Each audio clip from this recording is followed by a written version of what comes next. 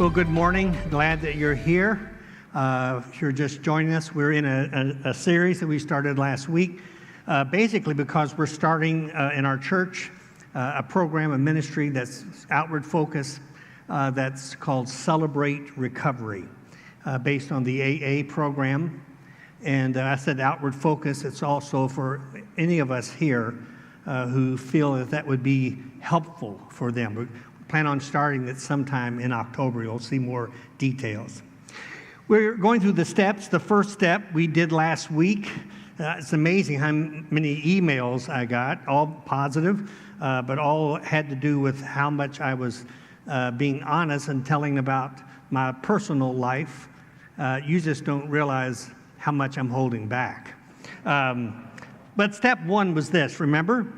We admitted that we were powerless over our addiction, our sin, and that our lives have become unmanageable.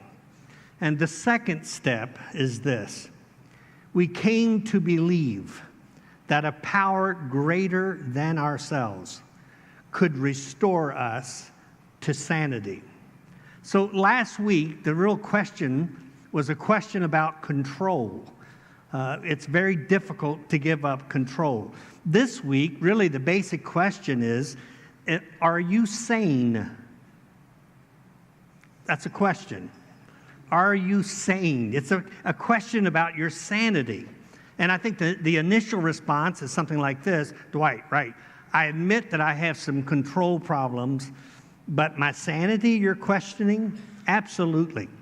And it's kind of an interesting thing in Luke 8:35, Jesus heals this man, and it says this, and the people went out to see what had happened. When they came to Jesus, they found the man from whom the demons had gone out, sitting at Jesus' feet, dressed and in his right mind. If you look at Luke, if you want to turn to it, Luke 15, a familiar parable, but it really does pattern the 12 steps. Jesus continued this story. There was a man who had 2 sons. Verse 11. The younger one said to the father, "Father, give me my share of the estate." So the father divided his property between them.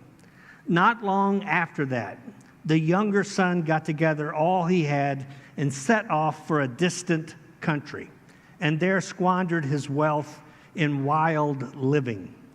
After he had spent everything, there was a severe famine in that whole country, and he began to be in need. There's nothing, as we said, like pain, nothing like pain or need that eats through our denial. So he went and hired himself out to a citizen of that country who sent him to feed the pigs. Not a great job for a Jewish boy.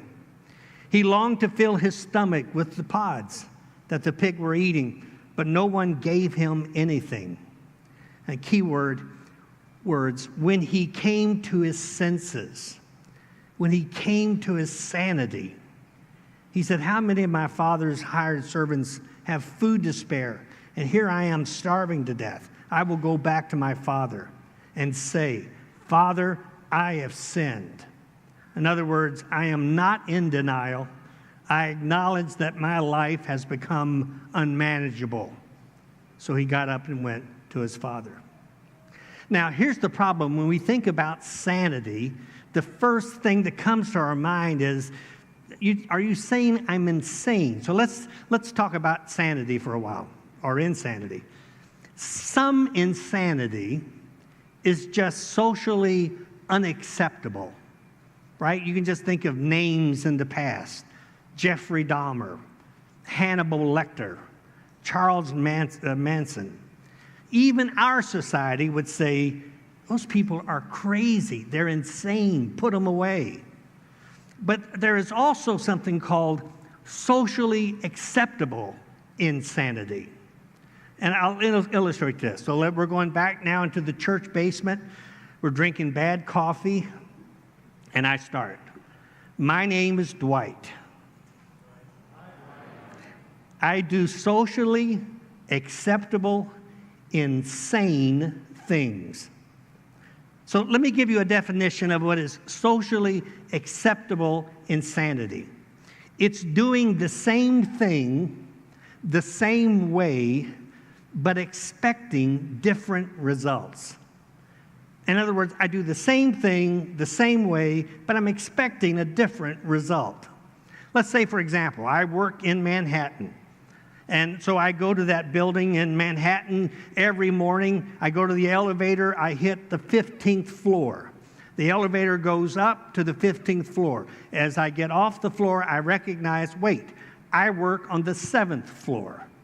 Now, if you did that one time, people would say, wow, bad start. Have another cup of coffee. Try again.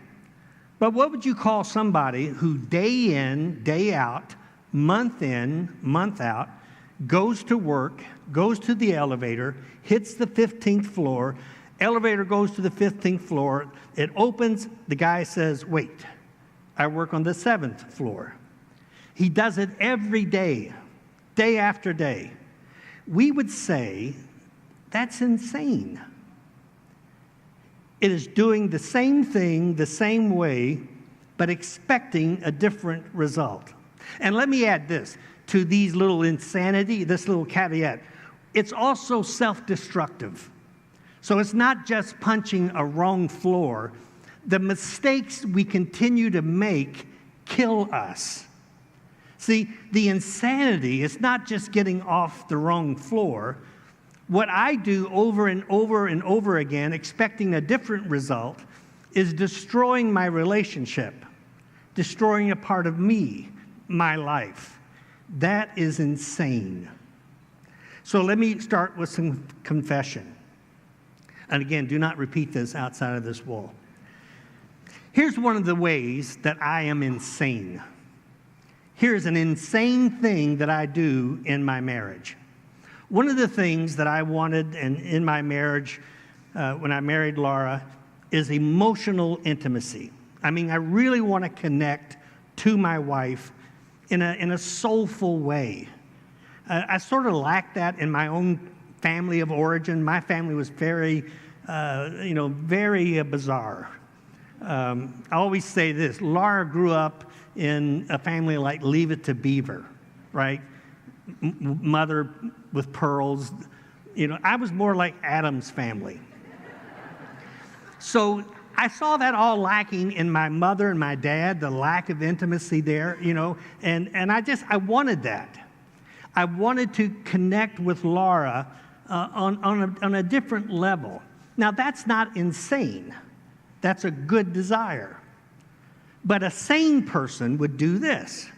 They would come home from work, begin to open up emotionally, create an atmosphere of security, transparency, vulnerability, and you begin to connect on an emotional level. Those things will get anyone to that desired place of emotional intimacy. And that would be sane. But I don't do that. I always get off on the wrong floor. And my ability to do that just doesn't work. Somehow, I go back to the ways of my broken family that I grew up in. So I could come in from the office, and often have, come in with a sense of being protected, guarded, and I would somehow start a little fight. I would say, why are we having this again tonight? And where did you get your hair done? So no matter what her day has been like, Laura's not here today. Our whole family is kind of sick with something. So if I do that long enough with Laura, she'll lose it, and then we'll get at it. And I thought for a long time I used to confuse these two things, because for years I confused intensity for intimacy. You see, deep down, I'm really afraid of intimacy.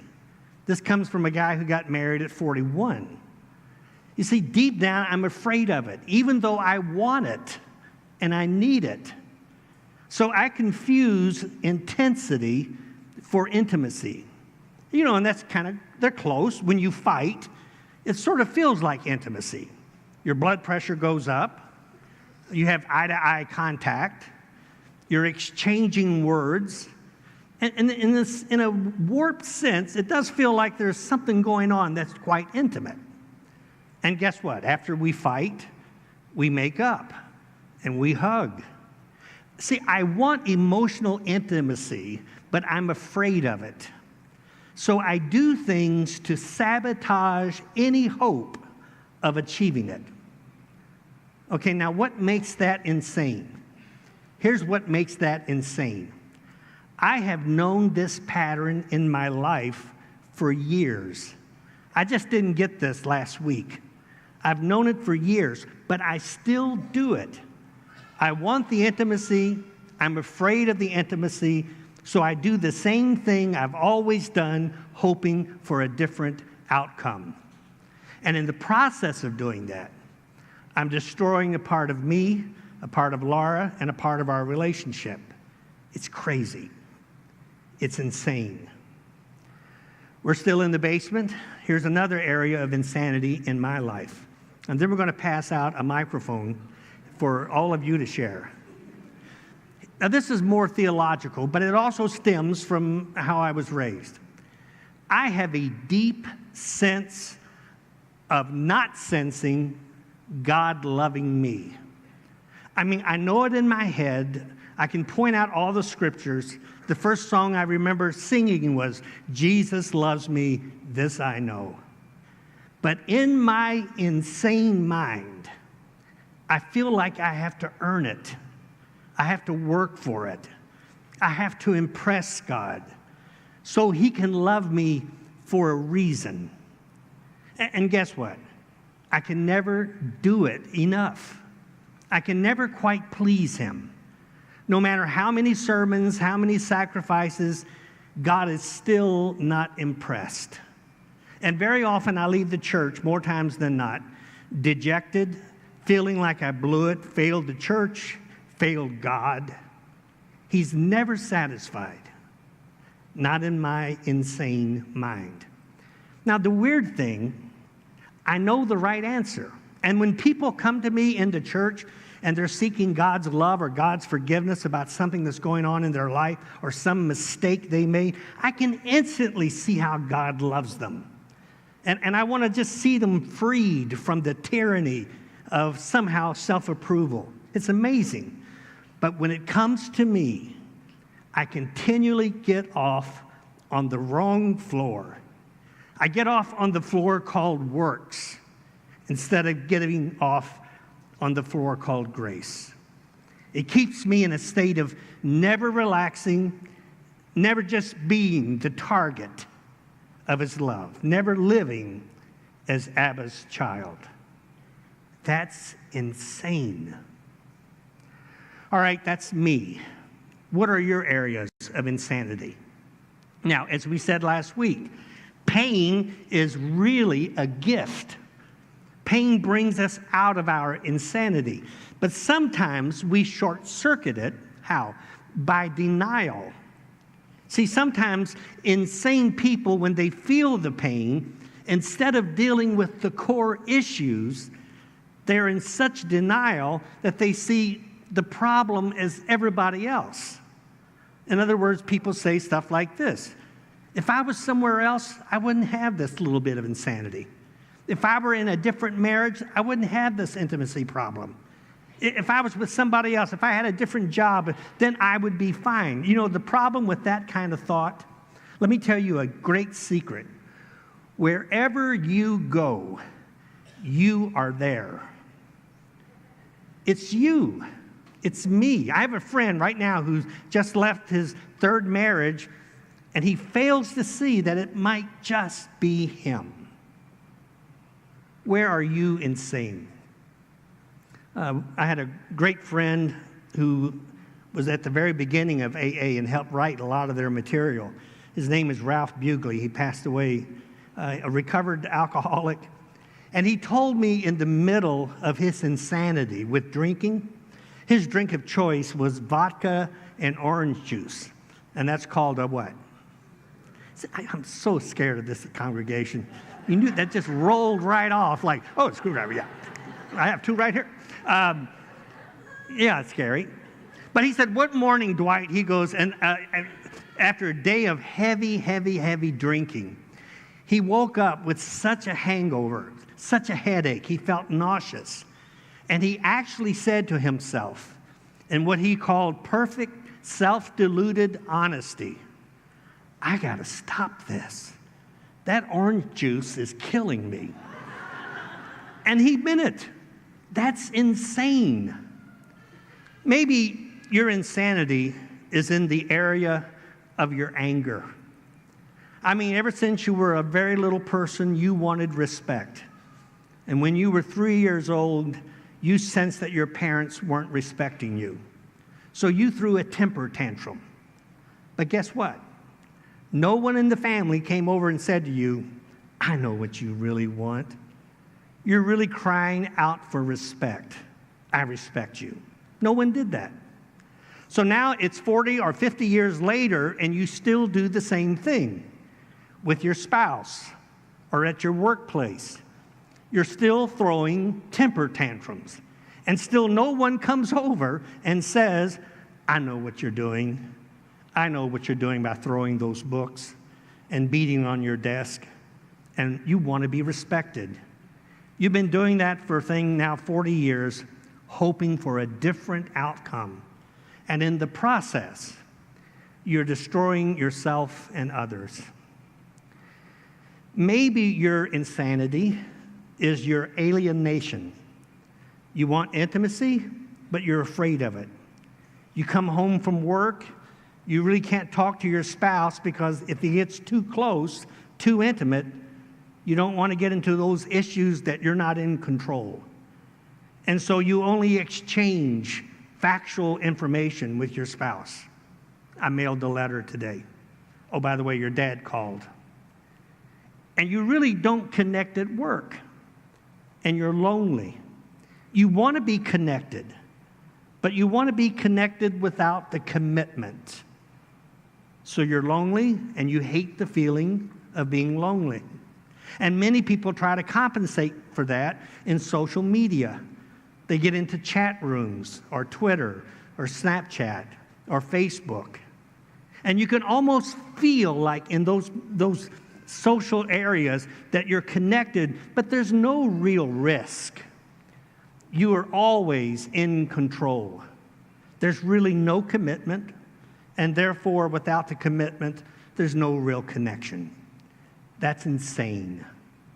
Doing the same thing the same way, expecting a different result. Now, the objective to step 2 is to return to sanity.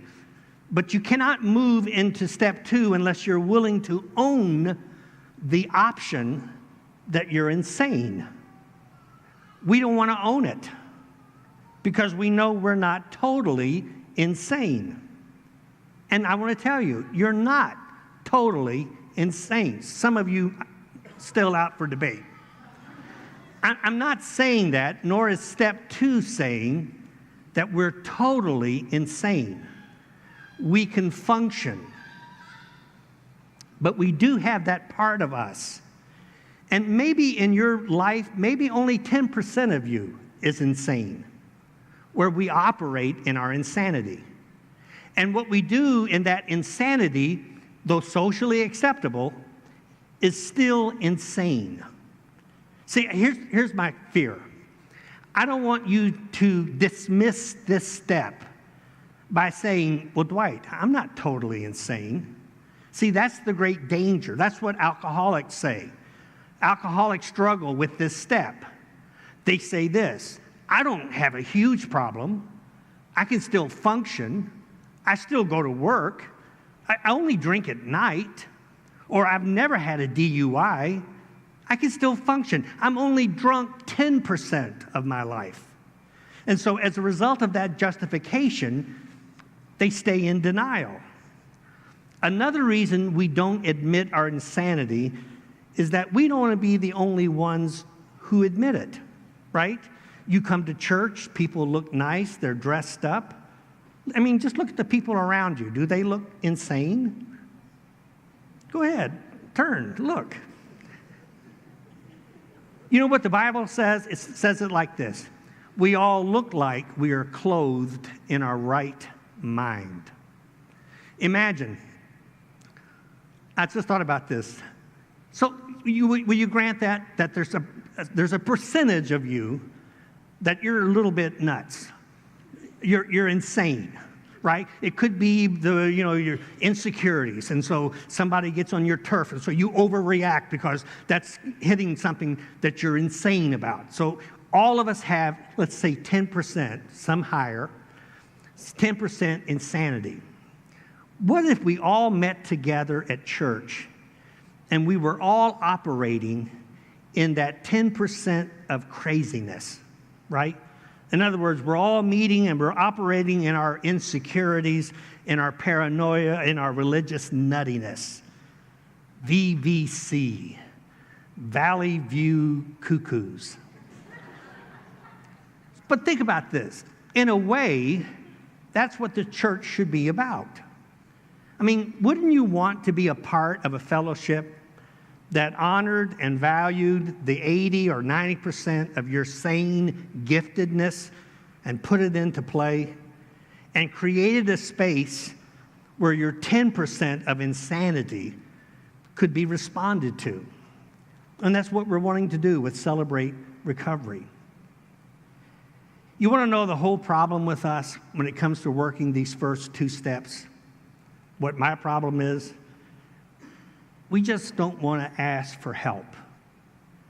We can do it ourselves. We're self-made people. We're not weak. Okay, I might have a little problem, a little bit of insanity. I'll work on it. I can figure this out. I'm strong enough, smart enough, and doggone it, people like me. See, that's denial. We are not admitting we are powerless. We're not admitting our lives are unmanageable. We believe that we can restore ourselves to sanity. Let me give you one last picture.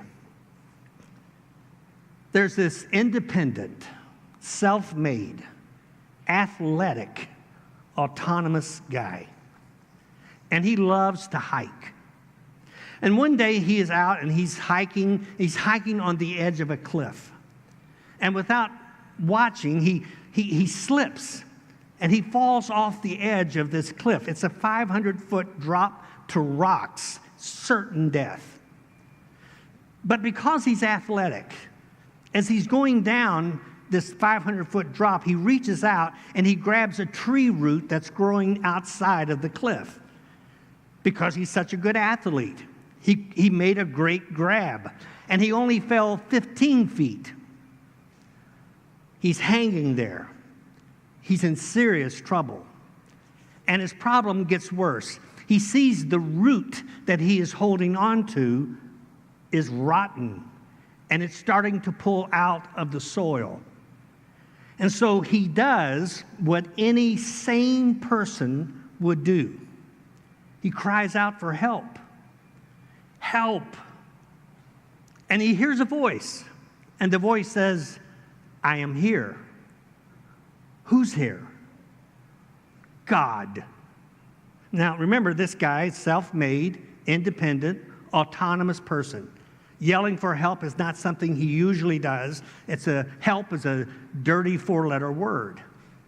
But his situation is unmanageable. He says, okay, can you help me? I can help you. What should I do? Let go. What? Let go. Is there anybody else up there? Right? Just let go. But that goes against everything he has known. Here's the deal. We all are hiking on the road of sanity. But in some area of our lives, we have slipped off. We are all hiking on a road of spiritual intimacy with God, but we slipped. Romans 3 says it this way, for all have sinned and fallen off the side. and the result is death. But the gift of God is his call to us to let go, to allow Christ to do what you could not do for yourself. Now, we all agree on that. But what about your insanity? Are you still holding on to that rotted root of performance? I can do it. We think for a while, maybe I can just start swinging at this root, get my momentum going back and forth, propel myself back up to sanity. And we'll do it again and again, expecting a different result. Your insanity will win out. For many of us, letting go is the biggest battle. Why? Because we like control. Remember we said last week that was the capital sin. We want God moved out of the center of our lives. We move in. Listen to this and we'll close. Well, I should tell you this first. I remember, I was just thinking about this, my son Jordan, who's up in the booth, when he first started to drive. I had no problem when he was really small. Don't tell any of the first responders this. I used to sit him in my lap, and he would have the steering wheel, and I would have it down here, and we would just and he just loved that stuff. And then he started getting older and older, and then he finally got, his permit. And I remember the first time I drove down to a church parking lot. Not this church. I didn't want to have a lawsuit. And he actually sat in the car. And I remember looking, and he had the steering wheel, he had the gas, and he had the brakes, and he had a dad that was going nuts. I was just everything he did, but you turn the lights on? You got to use one foot, not two. Back and forth, back and forth. I made him a nervous wreck. Why? Because I don't like sitting in the passenger seat. All of the control is on my left. Listen to this. At first, I saw God as my observer, my judge, keeping track of the things I did wrong so as to know whether I merited heaven or hell when I died. He was out there, sort of like a president. I recognized his pictures when I saw it, but I really didn't know him. Later on, when I met Christ, it seemed as though life was rather like a bike ride, a tandem bike. And I noticed that Christ was in the back helping me pedal. I don't know just when it was that he suggested we change places, but life has never been the same since. When I had control, I knew the way. It was rather boring, rather predictable. It was always the shortest distance between 2 points. But when he took the lead, he knew delightful long cuts. Isn't that great? Up mountains, through rocky places, at breakneck speed. It was all I could do to just hang on. Even though it looked like madness, he would turn and say, pedal. I worried, I was anxious, and I asked, where are you taking me? He laughed, didn't answer, and I started to learn to trust.